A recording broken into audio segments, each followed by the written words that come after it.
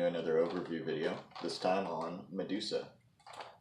I've noticed recently that this blaster's been getting a lot of popularity over the last couple weeks, so I figured I'd go ahead and cover mine. I painted it a couple, I would say almost 6 months ago, but since then I have really learned to love this blaster.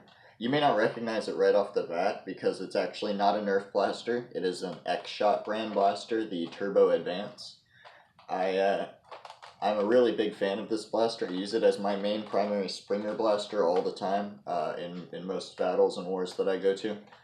So let's get right into it. I started by doing a base coat of a citrus Rust-Oleum green on the blaster, and then I afterwards went over it and took a damp craft sponge, and I used a Color Shift Folk Art metallic paint, acrylic paint, and it shifts from gold to green, and I dabbed it all over the blaster. And I had the black sections taped off while I did this, and I went all the way down the blaster, and after that dried, I went ahead and removed all of the masking tape off the black sections that weren't painted yet, and then I remasked over these sections here that are green.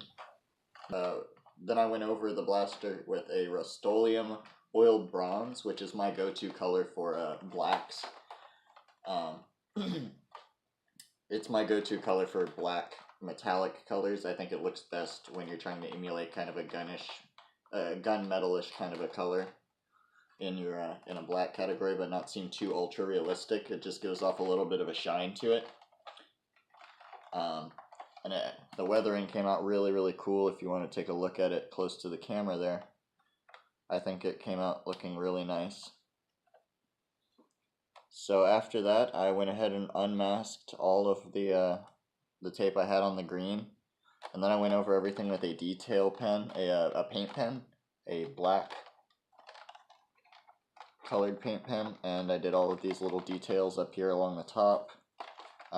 Filled in some of these little details right here along this little knob, this little triangle up here. I went ahead and left the fans, or whatever you want to call it, I guess the little guards off the side, because I think it has a much sleeker profile without them. Then I went ahead and scrounged up 40 zombie strike rounds to make it match for maximum cool. So all in all, I'm really happy with the way it came out. It's one of my favorite blasters to use, and I highly recommend picking one up if you haven't yet. I know they're just recently getting really popular, so pick one up before you can't find them. I highly recommend it.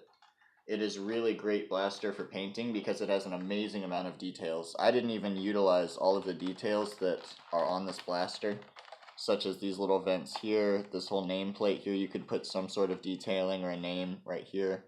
I mean, there's all these little ridges and vents. I used a black pen through this part here that I think really helps break up the color a little bit.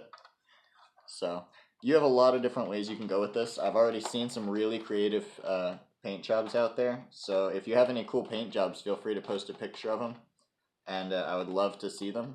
As always, I really appreciate you guys watching, and if you don't want to miss any of my future videos, go ahead and hit subscribe. Thanks again.